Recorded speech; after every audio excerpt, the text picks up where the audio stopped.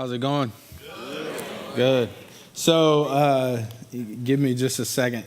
I forgot to tell the guys upstairs that I'm not using the outline that you have, so don't worry about picking the points. I changed it after last service, so just don't worry about it. Go home. Yeah. Look around you. You are the few, the proud, the true believers. Yeah, the awake. I have my coffee. I know it's the 11 o'clock service, y'all, but I'm not telling you where it came from. It rhymes with Ronald. Dude, I've been living on coffee today. I hate daylight savings time. Am I the only one? All right, so we have a prayer request for the next year. You ready? We're going to pray that they end it. Just end it, all right? That hashtag end it. Jordan Lewis is fired because he's a Duke fan, so there's that. What the heck is that? We're going to praise the devil in the church? Are you serious? Duke. Carolina beat Duke this week, which was a good day. I'll clap for it. You don't have to. It's fine. Man, so that's not true. He's not. I love Jordan. I just hate that part of him that loves Duke. Listen, let me have the ushers come down. We're going to, just to remind you of what's going on, we have that you got that legacy pamphlet. Listen, we believe God's going to do amazing things. We want to talk about what sacrifice looks like for us to see those things come true. No pressure on anything. That's literally it. Let me tell you something that we've had going on. One of the things that we want to invest in to a higher level and that we've seen God bless lately is the AIR program. The AIR program is apprentices, interns, and residents. You know all the children that look like they run the church? They're like 20. They're younger. I'm the old guy. You don't understand this. I'm the old guy. They are children, and they do run the church. They're 18, 19, 20, 21, 22. They came out of our youth group. They entered the AIR program, and they're doing an excellent job. Jordan Lewis, the guy who's just on stage, he's 21. He's 21. When I was 21, I was still asleep when church was happening, and because I was in college and college hours, but and also I could have never got on stage. Are you kidding? I would have, I wouldn't have had air in my lungs to speak. I would have just been, That's what's happening. We're seeing the young people come up and lead a move of God. That's pretty crazy. So the AIR program is one of those things that's amazing, and we've just seen God move in a powerful way. But let me pray for the offering, and let's get this moving. Dear God, I thank you for the opportunity to be here and the opportunity to be a part of this church. I pray that you would bless each gift and bless each giver, and that, God, that we would see, that we would see your glory fall in Charles County and in every community that New Life Church is represented in, and that you would use us to do that. Amen. All right. So we're talking about Jesus. Surprised? Surprised at all? No? All right, that's what we do at church. You guys are still asleep. That's cool. This is how it's going to go. You're just going to sit there and take a nap? Is that what we're doing? All right. I brag about y'all everywhere else I speak. I say, listen, you're going to have to give me a little bit of love because my church is so amazing. And they're always like, oh, amen. And then this morning, you're all just napping in your chairs. You're killing me. I got coffee. Anybody need coffee? All right. Let's go. John chapter 13. All right. Jesus is about to wash the disciples' feet. And so, John chapter 13, that's what we're going to go through. So verse 1, it was just before the Passover festival. Jesus knew the hour had come for him to leave the world and to go to the Father. Having loved his own who were in the world, he loved them to the end. The evening meal was in progress, and the devil had already prompted Judas, the son of Simon Iscariot, to betray Jesus. Jesus knew that the Father had put all things under his power and that he had come from God and was returning to God. So he got up from the meal, took off his outer clothing, and wrapped a towel around his waist. After that, he poured water into a basin and began to wash his disciples' feet, drying them with the towel that was wrapped around him. This is insane if you think about it. Literally what it says is, right there at the beginning, it says, Jesus knew that he was the boss. I always wonder about this. When did Jesus come to full realization, right? He's 100% God, but he's 100% human. And humans, we learn kind of where our boundaries are, right? Like we learn what our responsibilities are. It takes time. And anybody ever gone to a new job, right? It takes you a year to even know like what you're allowed to say, at least. You know what I mean? Like it just takes you a while to get your bearings. And so I wonder, like did Jesus go through that? I don't know, I don't know. But we know that in this point in time, he knew that the hour had come for him to leave the world and to go to the Father. And he knew that Jesus knew that the Father had put all things under his power and that he had come from God and was returning to God. He knew at this point in time that he was the man. Right? And so what does he do? He washes his disciples' feet. That's pretty cool. Let's keep going. So he came to Simon Peter. Oh, wait, no. Did I get to that? Okay. All right. After that, he poured water into the basin and began washing it. That's the other thing that I meant to say. You ever think about him washing their feet? You probably have, because this sermon gets preached the same way a lot, right? John chapter 13 is a fairly popular sermon. And when they talk about washing the disciples' feet, every pastor is obligated to point out that these are dudes, number one. Dudes' feet are nasty. Not commenting on ladies' feet because you're ladies. I mean, some of y'all got gross feet too, but just don't wear sandals. No, dudes' feet are nasty. My dad used to get so mad at me every year after summer camp. I'd come home and I'd always take my favorite sneakers and I'd always come back and they would have been wet and then dried off and wet and they were just rank. But they were my favorite shoes. And he would make me throw those away every year. He gets your feet smell so bad. The shoes could probably walk on their own, but still they were my favorite shoes, Like feet get nasty. But on top of that, these guys wear sandals and they don't have cars. They walk. Just gross. And then think through this one. This one I haven't heard often used in church, but think through this. They did not have plumbing. Like when they went, where did it go? I'm just saying they didn't have like septic tanks, Those feet probably were pretty nasty. That's all I'm saying. That's disgusting. Jesus knew that he's the man. He knew that he was God and man. He knew that he was the God man, right? He knew, and that he was about to return to God. And in that moment in time, he saw fit to wash some nasty, poopy feet. It's amazing, though, when you think about it. He came to Simon Peter, who said to him, "Lord, are you going to wash my feet?" You ever met somebody who has dumb questions? Obviously, he just prepared to wash feet anyway. Jesus replied, "You do not realize now what I'm doing, but later you'll understand." Well, that is the worst answer of all time. You ever been told that?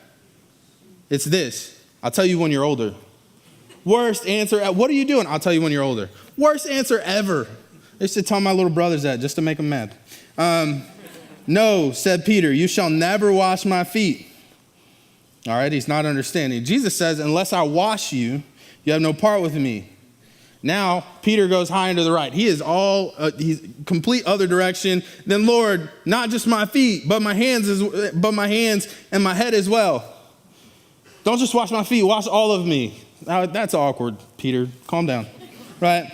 Jesus didn't say that, but if I was Jesus, that's what I would have said. Like, I'm not giving you a head massage, weirdo. Jesus answered, those who have had a bath need only to wash their feet. Their whole body is clean. And you're clean, though not every one of you. For he knew who was going to betray him, and that's why he said not everyone was clean. When he had finished washing their feet, he put on his clothes and returned to his place. Do you understand what I've done for you? You call me teacher and Lord, and rightly so, for that is what I am. Now that I, your Lord and teacher, have washed your feet, you also should wash one another's feet. I have set an example for you that you should do as I have done for you. Very truly, I tell you, no servant is greater than his master, nor is a messenger greater than the one who sent him. Now that you know these things, you will be blessed if you do them. So, Jesus sets an example for us to be servants, right? He sets an example for us to be servants. And I told you, I'm not going to use the outline, so I'll tell you what to write down on the little blank side of your thing, and you just do that. Is that cool? Jesus sets an example for us of how to serve, what type of servant we need to be, and he kind of sets, I think, a few principles that we got to keep in mind in place here. And so the first one is this: be willing. Jesus had no reason to be willing. Right? He didn't need like if you're Jesus in this moment, you're preparing to go to the cross, you're getting everything in order. And why? Why on earth are you, why? I mean, seriously, why? Jesus had no reason to be willing to wash their feet. He's God. He's the baddest thing walking the face of the planet right now. Right? But he did. You have to be willing. So often, I mean, listen. How often are we too busy? Like, how often are we too busy to serve other people? How often are we too busy?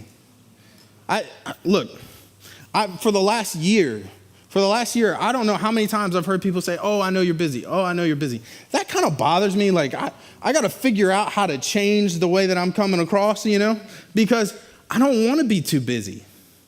Like, I want to be busy, but I don't want you to think I'm too busy. I don't want you to think that because I'm busy, I'm not willing. You know what I mean?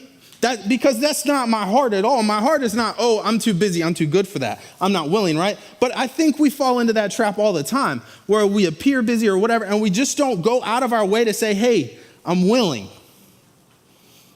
So, and there's another one. This is very interesting.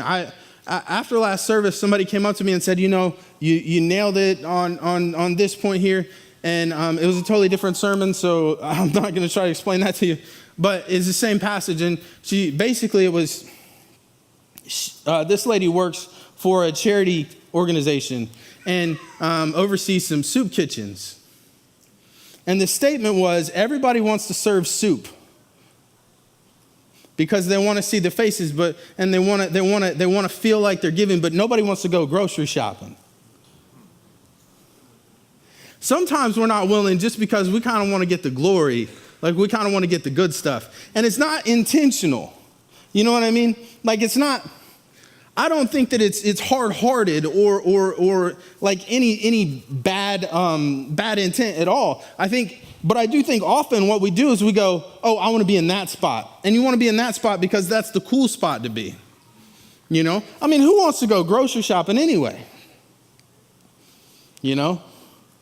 That's insane to me. That's a huge point because I think in our haste to serve and to see people served, we forget all the hard, menial tasks in the background. Sometimes we're not willing, and we're not willing by accident.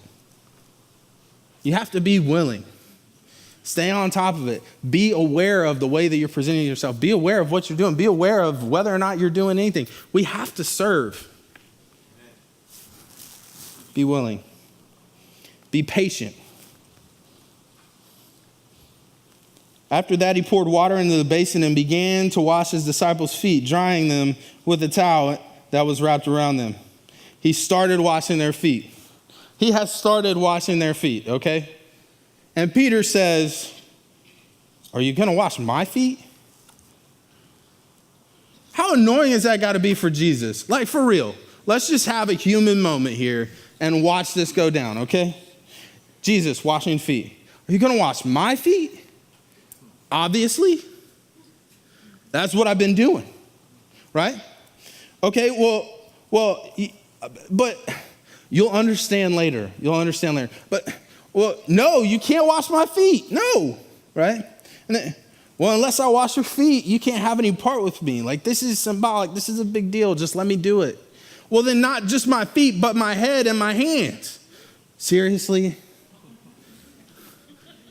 You ever met that person you absolutely cannot communicate with? Like, this is not working. Sometimes, like me and Amanda, my wife, will be talking, and we're having a conversation, but we're having two different conversations, right? Like, she was a studio art major in college, and I was a history major. Like, I like facts and things that were and are, you know, and we have a whole room in our house filled with abstract art. But she's also a nurse, so she likes getting things correct and in order too. It's really awkward, and honestly, sometimes we just miss each other in communication. I don't know, am I the only one? I can't be the only one. So sometimes we just miss each other in communication, right? That is the most frustrating thing in the world. Because I'm like, I live with you. I literally talk to you more than anybody else. Why can't you just understand what I'm saying? Right? And then you get mad because it's like, are you stupid? But then on the same time, you get mad because you're like, am I stupid? You have no idea. You have no idea. And you got to be patient. When you serve people, you know what you're doing? You're working with people. You're working with people, and people are just, they're not easy. They're not easy to deal with. You know? They're just, all of y'all are. The people over in the dome, they're not easy to deal with. They can't hear what I'm saying, so they don't know. Listen, people are not easy to deal with. Here's the other side of being patient. They're going to hurt you.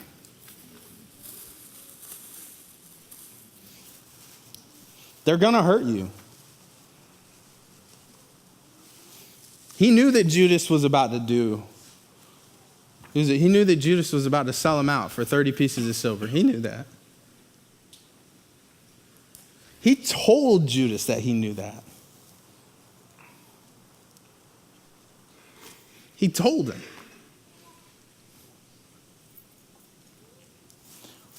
They're going to hurt you. You know where most of my deepest hurts are? They're in church. Now, that's not to bash on church people. I spent more of my life in church than most people do in their entire lives, and I'm only 28. You know, I was a church baby. My parents dropped me off at the nursery. I passed around hands until church was over and then came and picked me back up. Like, that's the way that went till I was like 12. like after the nursery, it was Sunday school, and after Sunday school, but they're gonna hurt you. It's gonna happen. We're human. Pastor Jordan had a great line last night. He preached last night. So you missed out. Pastor Jordan Ricecamp, he's the kids pastor. He preached last night. He hadn't preached in a while. And we were like, dude, let's do it. So he came in, preached, and he had a ton of one-liners that I should have wrote down, and I only remembered one. But I'm going to share it with you because he nailed it on this one. He said, forgive and forget doesn't work. It doesn't work. Think about it. My wife doesn't forget anything. I also stole that part. He made that joke too. But we married twins, right? So this is comparable. He's my brother-in-law. We married twins. So it's a pretty comparable situation. My wife doesn't forget anything.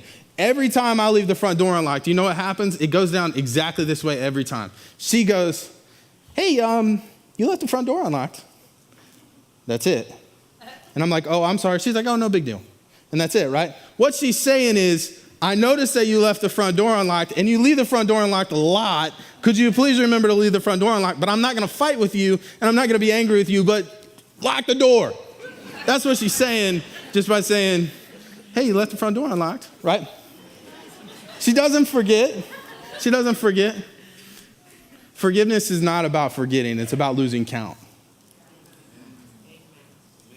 Right? It's about losing count. That's genius. Jordan did a good job.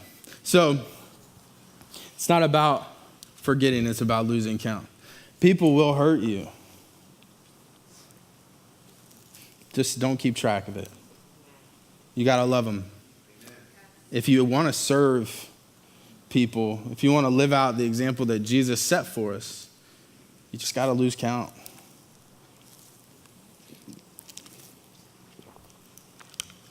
Third one, be faithful. Be faithful. So, the end of this passage is very interesting. It says this: do you understand what I have done for you? You call me teacher and Lord, and rightly so, for that is what I am. Now that I, your Lord and teacher, have washed your feet, you also should wash one another's feet. I have set an example for you that you should do as I have done for you. Very truly, I tell you, no servant is greater than his master, nor is a messenger greater than the one who sent him. Now that you know these things, you will be blessed if you do them. It's a conditional promise. You will be blessed if you do them. Be faithful. You will be blessed if you do them. See, here's the thing. We fall short in the service category, just as a whole, right? This is not me talking to you as an individual, because I don't know what you do. You know, I don't know how much you serve. I don't know your heart, right? Some of you I do, but some of you I don't. So in general, as a church, Big C Church in North America, right? We fall short in the service category. We're known more for our political beliefs than we are for how we serve people. We're known more for the people we don't want to associate with than we are for how we serve people. We're known more for all sorts of things than we are for how we serve people. And see, here's the thing. I think that there aren't, on the hierarchy of things that you should do as a Christian, there are very few things above serving, right? Telling people about Jesus, building your relationship with God. These things are above, but there are very few, and serving is a part of it. You can't look at it as different parts, different pieces that do entirely different things. It's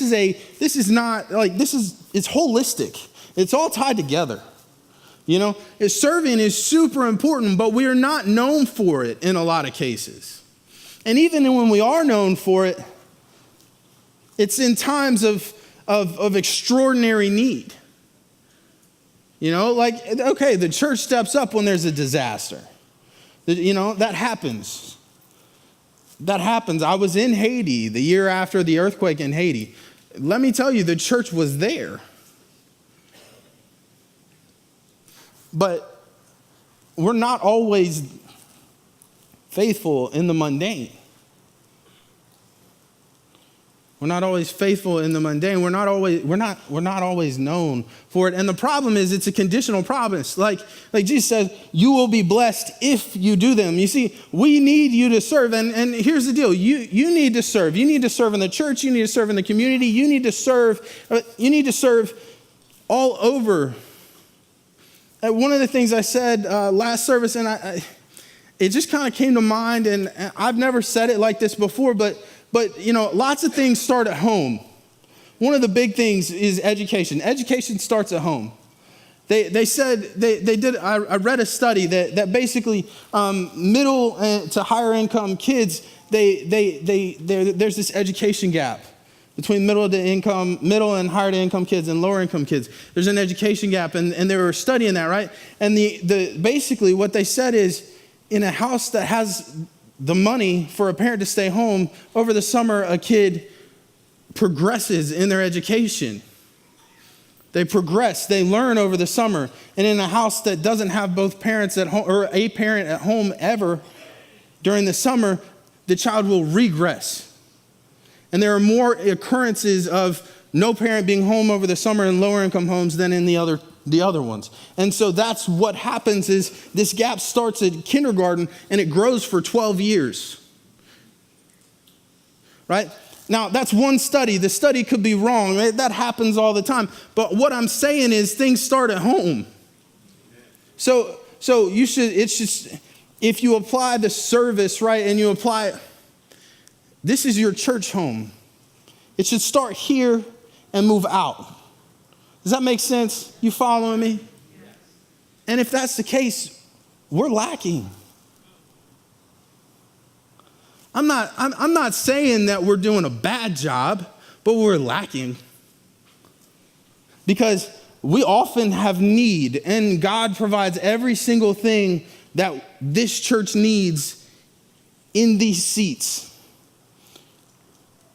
We're a whole body. We are a whole body, right? So everything is there, but that just means that some of us aren't working.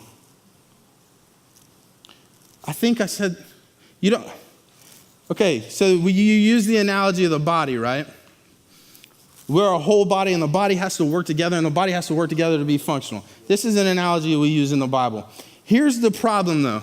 The body has an appendix. You know what the appendix does? Neither do I. It is easily removed, and it does nothing. Don't be an appendix. Somebody got to write that down. Don't be an appendix. If it starts here, it will move out. It will. And it does. It does. The hurricane down in Texas happened. Day of, we said, hey, we're collecting. And we had 30 people out front just working for 6 hours. You know, and hundreds of people roll through, dropping off water and stuff. It does. We do work together, but we need to be faithful in the mundane too. Let me tell you a story, and then I'll wrap up. So you notice Pastor Mike's not here, right? Okay, this all kind of ties together, so I'm just going to tell you. He's actually doing a wedding for a family friend this weekend in San Francisco. Otherwise, the wedding was yesterday, so like if it was like, Virginia, he'd be here, But it's in San Francisco. So the family friend, her mom, the lady who got married, her mom was best friends with my grandmother, my mom's mom, my Mama Debbie, right? And so Mama Debbie was Korean, and she died like 16 years ago last Wednesday. And so that's where they are. That's what they're doing. And he'll be back next week, and he'll be back for a long time after that. So you won't have to hear me for a while. It'll be great. But my mama, Debbie, she died 16 years ago, I think, last Wednesday. And so she was great. This is a lady. She was from Korea. She was born in Korea. She grew up in Korea. And then my grandfather got sent to Seoul on a peacekeeping mission, and they met there. And they got married, and then they had my mom, and then my grandfather had to come back. He had to come back to the States. And so my grandma was in South Korea with a baby and had a plane ticket to fly to Charlotte, North Carolina. These are completely different worlds. I mean, Charlotte's a different world than here, much less Seoul, South Korea, right? And so she hops on the plane, and they're flying across the ocean, and the whole time she's in the plane, they keep handing her these plastic things, and she's like, okay, whatever, thank you. She doesn't speak English, really. And so they keep handing her these plastic things, and she gets to the airport and sees my grandpa and goes, just starts crying because she didn't know if he's even going to be there. This is a terrifying moment, right? So they meet up, and then after all that's over, she goes, what are these plastic things? They were disposable diapers for my mom.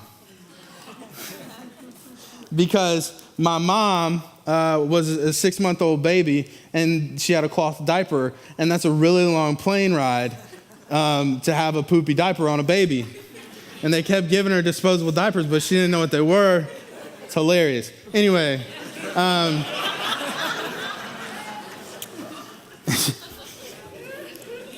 my mom's gonna kill me. I've told 2 bad stories about her 2 weeks in a row. So they move. She moves to Charlotte and she starts working. And my mama, she worked in factories, like textile mills, like pretty much her whole life. She didn't do anything great. She didn't do anything great. You know what I mean? Like the things they write about in the news. She didn't do any of those things. The things that we all, like my grandma would not have gone viral for anything in her life, right? But she loved people a lot, and she served people. Like if you went to her house to eat food, you would leave 5 pounds heavier, and she'd still be offering you food. Right, and she cooked just all the time, and like later on, I don't know, I was probably 5 or 6, maybe 7. My grandma and grandpa actually moved to the town we were living in, and they were pastoring at our church that we were at. He was the pastoral care and counseling pastor. He went around, did the counseling, did the hospital visits, did all of that, and my grandma would go with them, and she was just really connected, and she loved on people, and she did a great job, and she got cancer a second time, and it was terminal when I was 10 or 11. And she, people were visiting her, and she was still cooking, and, she, before she died, she actually, made a ton of these spicy pickles she used to make. Because it was the last time she was going to get to make the pickles for people. So she made a ton of them. I think we still have a jar in our house. She just did all this stuff, and she just served people constantly and loved on people constantly, and that's what she did. And I remember her funeral. And at her viewing, there were people lined up around the funeral home. This is a woman who never did anything important. This is a woman who, look, people were not as connected back then. There was not Facebook. They didn't put out a Facebook announcement. This thing hit the paper, and it hit phone calls, and it got out into the community through people talking to people, and they showed up like I don't know how many people, 400 or 500, maybe 1,000 people around the funeral home. People I never met in my life. And then her funeral was the next day, and it was at the church that we were at when I was younger, Sandy Ridge Wesleyan Church. And this church, it probably seats 300, 400 people, but I'd never seen it full before. And on the day of her funeral, there were people sitting on the walls.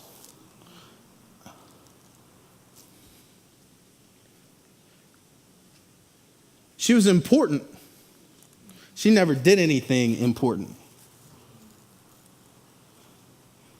But she was important because she served people. Let me tell you, God never falls short on his promises. Very truly, I tell you, no servant is greater than his master, nor is the messenger greater than the one who sent him. Now that you know these things, you will be blessed if you do them. He never falls short on his promises. My grandparents never went, they always had food at their house that people would prepare for them. Why? Because my grandma always did that. She served people. When she died, my grandpa had a whole community around him. Why? Because she served people. This woman who did nothing important, who came from nothing, who sowed things her whole life, was important, and in a moment was famous, and people recognized her loss. And she was blessed beyond measure. Why? Because she served people. We're always wanting to be, I don't know, maybe it's just me. I always want to be important. I want to do something that matters. This is going to sound, I don't know how it's going to, I just want to do something that changes the world. And I know that's weird, or maybe not weird, but it sounds, I don't know, maybe arrogant. I don't know. I just want to do that. And I get caught up so often in wanting to do things that look big. You want to matter, you have to serve people.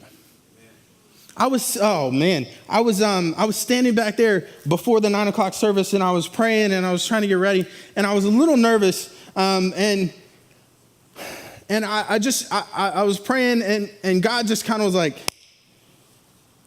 don't be nervous because there's a lot of people out there. And I don't get all that nervous anymore, but don't be nervous because there's a lot of people out there. And it's not that God was trying to calm my nerves. It was, hey, the number doesn't matter. You know, like on an intellectual level, numbers matter because they represent souls, right? But the numbers don't matter for your ego at all. You don't pray that you can look good in front of a few hundred people. You pray that my spirit falls when your mouth opens. That's what he said. Because when I do this is an act of service. And it's the most public one I'll do for months. And this can't be more important than the ones that aren't public. You want to be important to somebody? Serve. You want to make a difference? Serve. You want to leave an impact on this world? Serve. You want to be celebrated? You want to be blessed? You want to be remembered? You want to actually change people's lives? Serve them. Amen. Dear God,